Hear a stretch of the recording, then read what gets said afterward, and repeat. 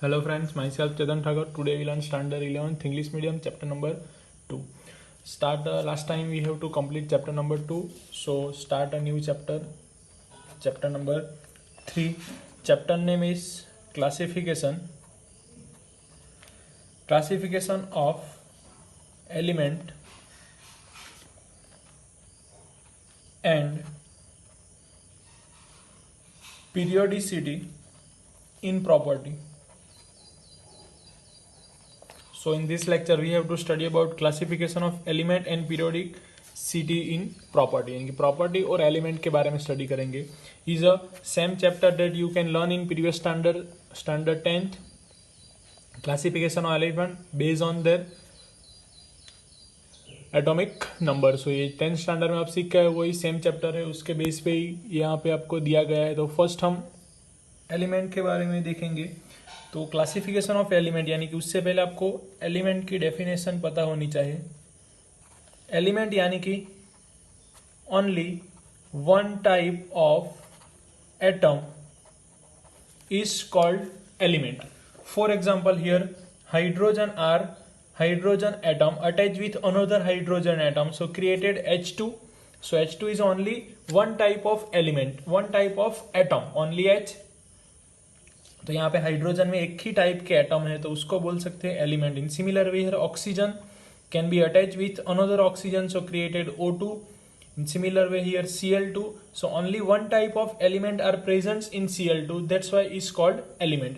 But in place of H2O, so H2O can be considered as a compound because here two types of atom, one is hydrogen and another is oxygen. So more than one type of element or two type of element, then it's considered as a compound. So remember that here element it means first हमने element की definition से start किया है basic level से.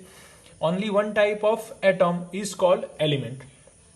So अगर general information about elements, so now 18 और ये उसकी रिक्वायरमेंट क्यों हुई, ये चैप्टर क्यों पढ़ रहे हैं उसके बारे में डिस्कस करेंगे. बट पहले हम एलिमेंट के बारे में कंप्लीटली इंफॉर्मेशन कलेक्ट कर ले, उसके बाद ये उसकी रिक्वायरमेंट क्यों हुई चैप्टर की उसकी बात करते हैं. Now year 1800 here total 31 element are present in this time. After some time, after 60 or 65 years, so 1865, so element can be found. Known element are 63 non element. यानी कि हमें 8865 ईयर में 63 एलिमेंट के बारे में पता चला. और in a presence it means in a 2016 1114 element can be known, and after new book can be printed June 2016, so 118 element can be presents. और इतने एलिमेंट है वो नोन कर सकते हैं. तो यहाँ पे 2016 में 114 एलिमेंट है, उसके बाद नए एलिमेंट इन्वेंट हुए 115, 116, 117 एंड 118. ये जो 4 एटॉमिक नंबर है एलिमेंट का वो इन्वेंशन हुए उसके बाद. तो जून 2016 में जब बुक प्रिंटिंग हुई तो उसमें 118 एलिमेंट का मेंशन किया गया है. तो ये बात हुई आपके एलिमेंट की. अब नॉर्मली 31 यानी कि लेस लेवल में एलिमेंट होंगे तो आप उसकी प्रॉपर्टी के बारे में, तो ये जो सारी चीजें वो आप इजीली स्टडी कर सकते हो. प्रॉपर्टीज के बारे में, उसकी reactivity, so different physical property like physical and chemical also. So physical chemical ये जो सारी प्रॉपर्टी है उसके बारे में आपको स्टडी करनी है तो आप 31 एलिमेंट के लिए इजीली कर सकते हो. बट जैसे जैसे इन्वेंशन यानी कि नंबर बढ़ते गए तो लास्ट में वो 118 तक पहुंच गया. तो इतने सारे एलिमेंट की स्टडी करनी हो तो आपको 118 एलिमेंट की प्रॉपर्टी रिमेंबर रखनी होगी, पर्टिकुलर एलिमेंट की प्रॉपर्टी रिमेंबर रखनी होगी जब उसका क्लासिफिकेशन किया नहीं गया हो तब. बट अगर आप इसका क्लासिफिकेशन कर देते हो एलिमेंट का तो आपको पूरे 118 एलिमेंट का रिमेंबर रखना नहीं पड़ता है. Only remember that few element and similar to this few element another element can be similar property, so you can easily classify element in a according to this classification. So that's why the requirement of classification of element are required. So ये जो उसका reason था उसकी वजह से हमें classification of element देखा, वो साइंटिस्टों ने स्टार्ट किया करना, एंड देन पीरियोडिसिटी ना property on based on this classification. So first classification कैसे हुआ, तो so many scientist can be try to classify element at that time presence element. जैसे कि यहाँ पे साइंटिस्ट ट्राई कर रहे हैं तो वो 31 एलिमेंट के बारे में सोच के ट्राई कर रहे हैं. Similar after fewer invents new elements, so 63 total. So 63 को टारगेट में रख के वो क्लासिफिकेशन की बात करेंगे. तो डिफरेंट उसको लिमिटेशन ड्रॉबैक्स आते गए और वो ड्रॉबैक्स को करेक्ट करके न्यू साइंटिस्टों ने अपना इन्वेंशन कंटिन्यू किया और लास्ट में हमें मिला मॉडर्न पीरियोडिक टेबल. उसके टेबल की वजह से हम सारी क्लासिफिकेशन प्रॉपर्टी सभी के बारे में पढ़ सकते हैं. तो ये उसका रीजन था कि ये क्लासिफिकेशन रिक्वायरमेंट क्यों हुई. तो ये जो सारी प्रॉपर्टी है वो पर्टिकुलर एलिमेंट को हम रिमेंबर नहीं रखते, बट फ्यू प्रॉपर्टीज और फ्यू बेसिक लॉ और classification of this periodic table can be remember that using this law or classification we can easily understand other elements on a based on this classification. So start करते हैं first classification. Classification of periodic table or a classification of element. So first scientist का name था, वो आप standard 10 में सीख चुके हो सेम, अभी उसके बारे में इंफॉर्मेशन दी गई है. जॉन डॉबेनियर. जॉन साइंटिस्ट का नेम था डॉबेरियन.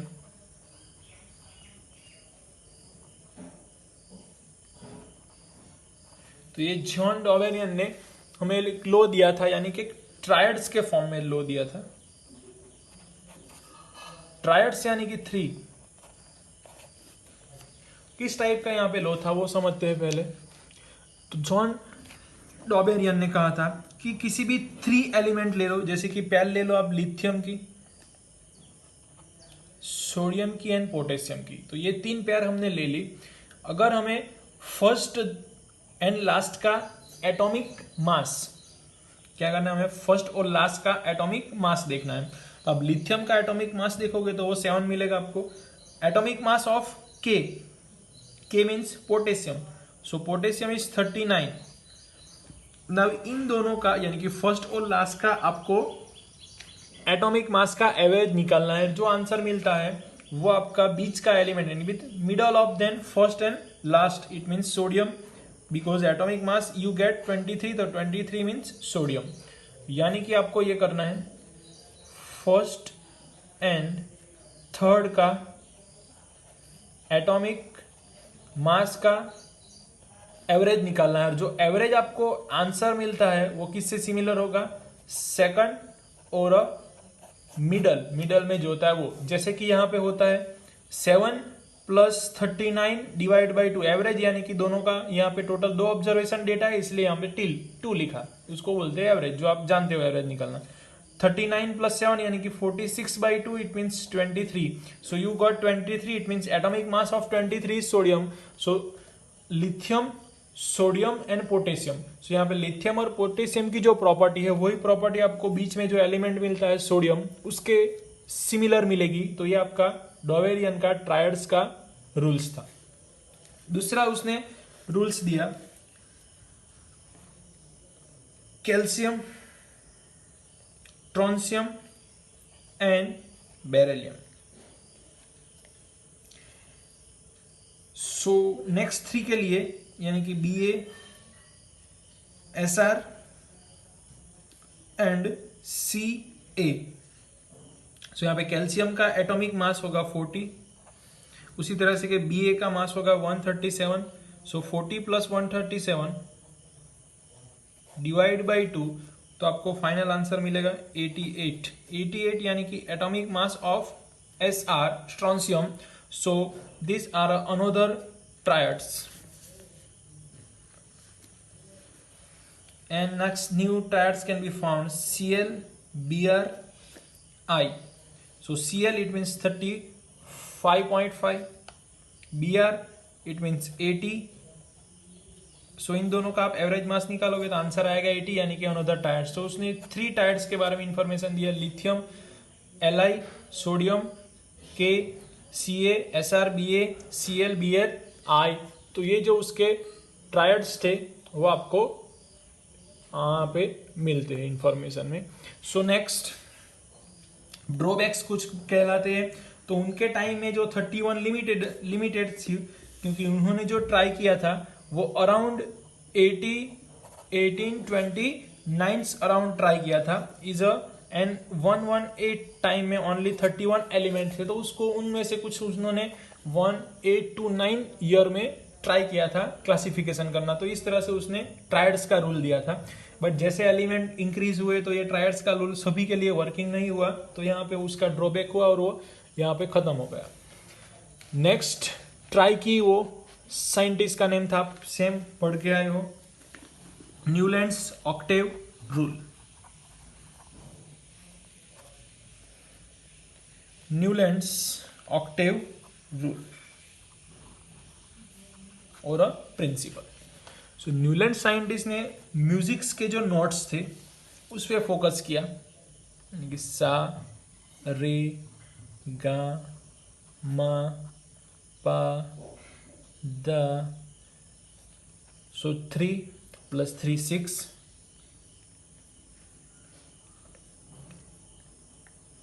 नी 4 फिर से वो सा पे आ जाएगा।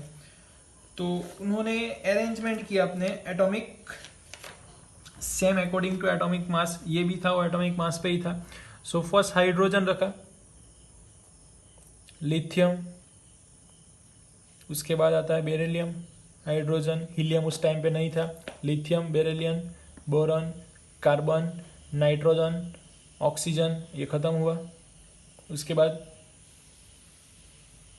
फ्लोरीन था। उसके बाद जो नोबल गैसेस थी लाइक हीलियम, नियॉन उस टाइम पे नहीं थी, तो उसके बाद डायरेक्ट यहाँ पे आता है sodium, magnesium, silicon, phosphorus,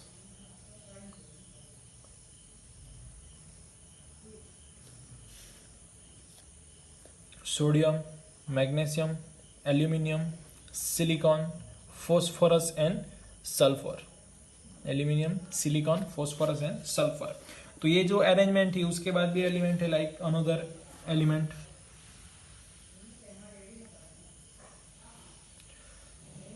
sulphur complete हुआ। उसके बाद chlorine, potassium, calcium, Sc, Ti, V, Cr, it means scandium, titanium, vanadium, chromium, इस टाइप के एलिमेंट है। बट यहाँ पे क्या हुआ, ये फर्स्ट हाइड्रोजन, यानी कि उन्होंने ये कहा कि first, second, third, fourth, fifth, 6, 7 and then 8, it means 8। So after every 7 element, 8 element has a similar property of first element। जैसे कि ये उसको हम फर्स्ट लेते हैं, तो उसके बाद 1 2 3 4 5 6 और 1 2 3 4 5 6 7 और 8, तो 8 पे mg आया, तो उन दोनों की प्रॉपर्टी सेम होगी। ऐसा उन्होंने म्यूजिक नोट्स के अरेंजमेंट पे न्यूलैंड्स ने ऑक्टेव रूल दिया। ऑक्टेव यानी कि वो उसकी जो पैटर्न थी उस पे ही नेम पड़ा, यानी कि after 7 element 8 element are similar property of first element. तो ये कॉन्सेप्ट से उसका नेम ऑक्टेव क्रिएट हुआ, यूनिएट। सो 7 के बाद जो एलिमेंट आता है उसकी प्रॉपर्टी और फर्स्ट की प्रॉपर्टी सेम होगी। जैसे कि उन्होंने देखा यहाँ पे ऑक्सीजन जो क्रिएट करता है वो हाइड्रोजन के साथ रिएक्शन करता है, तो यहाँ पे H2O क्रिएट करता है। उसी तरीके से सिलिकॉन है, इज ऑल्सो Si2O। तो ये जो प्रॉपर्टी उसको देखने को मिली वो सेम रिएक्शन हाइड्रोजन के साथ, ऑक्सीजन के साथ सेम प्रॉपर्टी उसको देखने को मिली, हाइड्रोजन के साथ देखने को मिली। तो ये जो प्रॉपर्टी थी, जैसे कि यहाँ पे फ्लोरीन है, तो हाइड्रोजन के साथ बॉन्ड बना के H2 क्रिएट करता है, उसी तरह से F2 क्लियर करता है। उसके नीचे जो बन रहा है वो Cl2 है, तो ये सब प्रॉपर्टी फॉलो होती है दिखने के लिए। उसके बाद lithium, sodium, potassium is also similar property. So ये जो रूल्स था उस पर हमें उसको सेम सिमिलर प्रॉपर्टी देखने को मिली। Now H2, F2 and here Cl2, so all have a similar property can be find out. इसी तरीके से यहाँ पे 1 to 7 और उसके बाद 1 to 7, उसके बाद 8 एलिमेंट होंगे तो उसकी प्रॉपर्टी सिमिलर होगी। सो इस तरह से उसने न्यूलैंड्स ऑक्टेव रूल लिया, बट उसकी भी काफी सारी ड्रॉबैक थी। सो यहाँ पे टोटल 2 ड्रॉबैक हमें रिमेंबर रखनी है। फर्स्ट, नोबेल गैसेस और नोबेल गैसेस प्लेस। सो उसकी प्लेस के बारे में हमें इंफॉर्मेशन नहीं मिलती है। नोबेल गैसेस लाइक अगर हाइड्रोजन के बाद यहाँ पे हीलियम लिखेंगे तो उसका जो अरेंजमेंट है एक एक बढ़ जाएगा, यानी कि मिसमैच हो जाएगा। अब हाइड्रोजन के यहाँ हीलियम लिखेंगे तो लाइन कंटिन्यू करेंगे तो ऑक्सीजन यहाँ पे कौन आएगा, एक स्टेप आगे, यानी कि नाइट्रोजन यहाँ पे आएगा। तो नाइट्रोजन और यहाँ पे दूसरा एलिमेंट, उसके बाद ओ यहाँ पे आ जाएगा, तो हाइड्रोजन ऑक्सीजन का मिसमैच हो जाएगा। ये फ्लोरीन उसके साथ सिमिलर प्रॉपर्टी रखता था, बट वो लिथियम के नीचे चला गया, यानी वो हीलियम के नीचे चला जाएगा। यहाँ पे हीलियम है तो दोनों की प्रॉपर्टी मिसमैच हो जाएगी। After invention of noble gases, place can be mismatch and no octave rule can be follow। और अनदर 1 to 20 एलिमेंट तक की ये 1 to एलिमेंट, यानी कि लास्ट कौन सा होगा, कैल्शियम। 1 to 20 एटॉमिक नंबर तक ही वो एलिमेंट फॉलो होती है। After 20 atomic numbers it can be failed. So ये 2 ड्रॉबैक्स है न्यूलैंड्स के, तो आपको रिमेंबर रखने हैं। नाउ नेक्स्ट, काफी सारे साइंटिस्टों ने ट्राई किया, जैसे कि यहाँ पे another scientist name is a Lothar Meyer.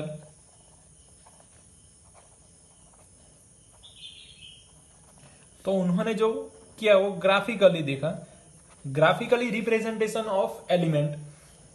Like यहाँ पे उन दोनों ने ग्राफ ड्रॉ किया, इस तरह से ग्राफ इंक्रीज 1 2 3 4 एलिमेंट मिले, उसके बाद डाउन पार्ट में ऐसा कुछ ग्राफ उसको देखने को मिला। यहाँ पे 1 2 एलिमेंट 3 4 5 6 7 8 9, इस तरह से उसने ग्राफिकल अरेंजमेंट किया एटॉमिक मास के बेसिस पे। तो यहाँ पे फ्यू स्मॉल पार्ट और a small help to arrange this, so many scientist can be try. So one of them, Lothar Meyers, can be represented graphically on an element on the basis of this atomic mass against this periodic property। So next जो scientist name था, उन्होंने काफी सारी help मिली उसको हमारे modern जो periodic table है वो बनाने में। वो मेंडेलीव का जो पीरियोडिक टेबल है वो काफी सारा हेल्पफुल हुआ। सो मेंडेलीव पीरियोडिक टेबल्स, उसके बारे में सम इंफॉर्मेशन कलेक्ट करते हैं और बाकी का जो डिटेल में वो नेक्स्ट लेक्चर में देखेंगे। मेंडेलीव ने क्या किया, उन्होंने तो प्रॉपर्टी को ध्यान में रखा, यानी कि सिमिलर प्रॉपर्टीज को देखा।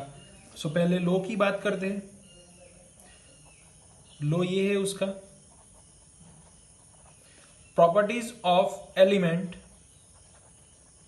Are a periodic function